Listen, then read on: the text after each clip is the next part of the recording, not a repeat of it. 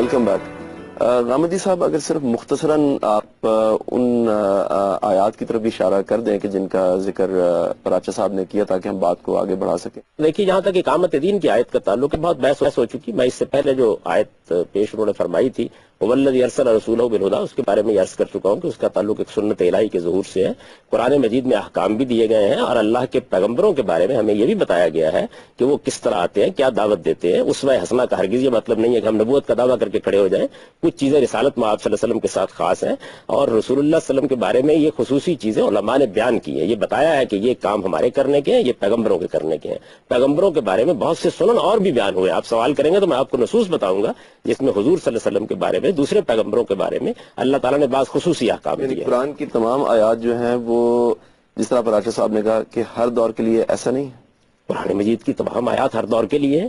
ہمیں رسولوں کو اب نہیں ماننا.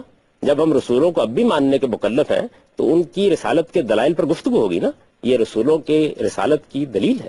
قرآن مجید نے اس کو دلیل رسالت کے طور پر بیان کیا. سورہ اعراف کو پڑھیے، سورہ قمر کو پڑھیے تو آپ یہ دیکھیں گے کہ پہلے پیغمبروں کی داستان سنائی گئی ہے کہ وہ آئے، انہوں نے اتمام حجت کیا، اپنی قوموں پر حق کو واضح کر دیا. اس کے بعد اللہ تعالیٰ نے ان کی قوموں کو اسی دنیا میں سزا دی. قرآن یہ واقعہ کیوں سنا رہا ہے؟ یہ بتانے کے لیے سنا رہا ہے کہ جزا و سزا برحق ہے. یہ بتا رہا ہے کہ ہم نے اس جزا و سزا کو چھوٹے پیمانے پر اس طرح برپا کر کے دکھایا. ایک قیامت کبریٰ واقع ہونے والی ہے، ایک قیامت صغریٰ ہم نے رسولوں کے اتمام حجت کے بعد برپا کر دی. تو کیا قرآن مجید صرف احکام دیتا ہے؟ یعنی آپ کی بات کا مطلب یہ ہے کہ یہ آیت ابھی بھی ریلیونٹ ہے، اس میں جو حکم ہے وہ ہم سے متعلق اس میں کوئی حکم ہے ہی نہیں. اس میں تو ایک اطلاع دی گئی ہے. یہ بتایا گیا ہے کہ ہم نے اپنے پیغمبر کو اس لیے بھیجا ہے کہ وہ مغلوب ہو کر نہیں جائے گا، اس کا غلبہ قائم ہوگا، رسولوں کی عمومی سنت کے مطابق قائم ہوگا.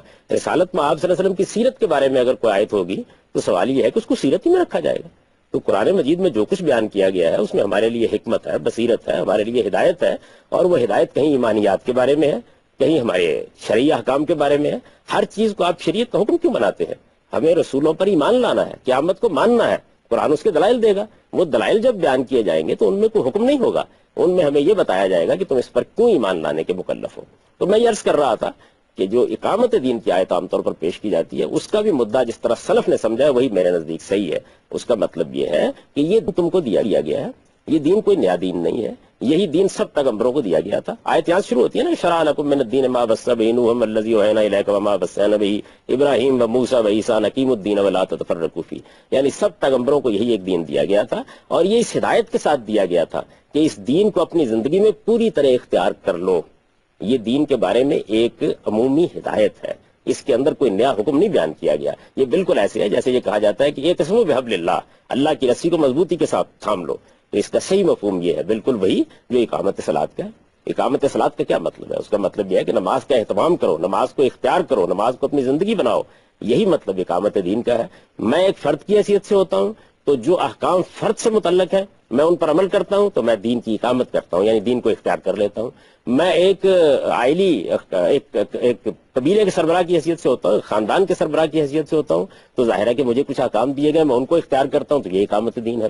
جب ایک منظم معاشرہ وجود میں آ جاتا ہے، وہ منظم معاشرہ وجود میں آنے کے بعد اللہ کے قانون کے مطابق فیصلے کرتا ہے، عدالتیں قائم کرتا ہے. اللہ تعالیٰ نے جو احکام اس کو دینی ذمہ داری کی حیثیت سے دیے ہیں ان کا نفاذ کرتا ہے تو وہ اقامت دین کرتا ہے. اس طرح جہاد و قتال کرتا ہے، جو جہاد و قتال کے شرائط ہے تو وہ اقامت دین کرتا ہے. میں یہ عرض کرتا ہوں کہ تمام سلف کے جتنے مفسرین ہیں وہ اس بات پر بالکل متفق ہیں، ایک شخص کا بھی اختلاف نہیں ہے کہ ان اقیم الدین کے معنی یہ ہے کہ دین کو پوری طرح اختیار کر لو، دین کو اپنی زندگی میں قائم رکھو، دین کو اپنا دستور زندگی بناؤ. پراچا صاحب، آپ گزارش یہ ہے کہ آیات اللہ تبارک و تعالیٰ کی اس کی تفسیر کرنے کا حق ہے وہ نہ غامدی صاحب کو اس طرح سے حاصل ہے نہ مجھے حاصل ہے.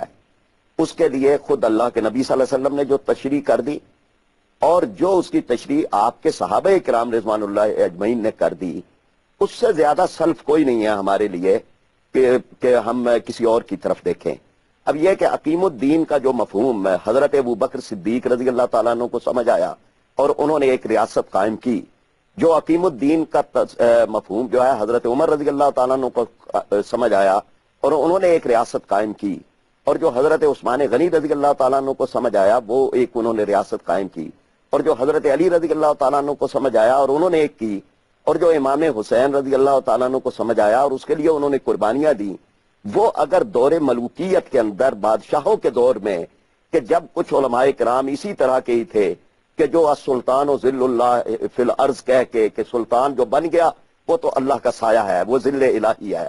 اور وہ جو اقبال نے کہا نا کہ جی فتنہ ملت بیضا ہے امامت اس کی، جو مسلمان کو سلاطین کا پرستار کرے، تو وہ ایک یہ فکر یہ رہی کہ بس اب کام یہ ہے کہ سلطان جو آ گیا، جو حکمران آ گیا، اس پہ راضی پر رضا رہیں، اب جو کچھ اس سے تھوڑا بہت اسلام وہ نافذ کر دے گا وہ اس کی طرف سے خیرات ہے معاشرے کو جو ملے گی۔ معاشرے کو کچھ نہیں کرنا چاہیے۔ اگر اللہ کا دین جو ہے اسی طرح کی مغلوبانہ حیثیت ہے کہ بس ٹھیک ہے حکمران دنیا تو بادشاہوں کی ہے، وہ جو چاہے کرتے رہیں، اللہ کا دین ایک مغلوبانہ حیثیت کے اندر کچھ نماز اور روزے تک ہے، جسے اقبال نے کہا ہے کہ ہند میں جو ہے سجدے ملا کو جو ہے سجدے کی اجازت، ناداں یہ سمجھتا ہے کہ اسلام ہے آزاد۔ تو اس طرح کی کوئی فکر قرآن پاک سے نہیں ملتی۔ قرآن پاک کی وہ آیات غامدی صاحب کہاں پہ کریں گے کہ جہاں پر یہ کہا گیا ہے کہ فلا وربک لا یؤمنون حتی یحکموک فیما شجر بینہم ومن لم یحکم بما انزل اللہ فاولئک هم الظالمون فاولئک هم الکافرون فاولئک هم الظالمون۔ تو یہ جو قرآن پاک کی آیات کے اندر فاسقون کا لفظ ہے، تو یہ جو قرآن پاک کی آیات ہیں اور یہ جو جسے ہم نے امت کی ذمہ داری کہا ہے کنتم خیر امت اخرجت للناس، ساری انسانیت کے لیے امت نکالی گئی ہے، اس کے ساتھ لفظ امر کا ہے، امر بالمعروف۔ امر کا مطلب ہوتا ہے حکم، اور حکم کرنے کا کام حکومت کا ہوتا ہے کہ امر قائم کیا جائے، حکم قائم ہو۔ اب اللہ کا دین جو ہے وہ ایک طرف تو معاشرے کو ذمہ دار یا فرد کو ذمہ دار یہ ٹھہرائے کہ اس کے جتنے گناہ ہوں گے اس کے بدلے کے اندر اس کو جنت جہنم یا جنت اس کو ملے گی اس کے اعمال کے بدلے کے اندر، لیکن اس کو معاشرے کے درندوں کے سامنے ڈال دے کہ نظام تعلیم جو چاہے اس کے بقیے ادھیڑ دے، میڈیا جو چاہے اس کو تباہ و برباد کر دے، حکومت کی جتنے بھی وسائل ہیں وہ سارے کے سارے اس کو بگاڑنے کے اوپر لگے ہوئے ہوں، اور اس کے بعد اس فرد کو جو ہے یہ بھی کہا جائے کہ اب تم نے جو ہے وہ بالکل ٹھیک رہنا ہے کیونکہ تمہاری اپنی ذمہ داری ہے، یہ انفرادی ذمہ داری ہے کہ تم ٹھیک رہو۔ اللہ کا دین جو ہے وہ اس انداز کا نہیں ہے کہ وہ جو ہے وہ پورے معاشرے میں سارے ادارے جو ہیں وہ تو لوگوں کے بگاڑ کے لیے قائم ہونے کی ایک کھلی چھٹی دے دے اور اس کو کہیں ٹھیک کرنے کے لیے کوئی ملت کی امت کی اجتماعی ذمہ داری نہ لگائے، اور اس کے بعد فرد کو جو ہے وہ اس کا احتساب کرنے اور اس کا حساب کرنے کے لیے کھڑا۔ ناظرین ہمارے ساتھ رہیے، اس گفتگو کو جاری رکھیں گے اس بریک کے بعد۔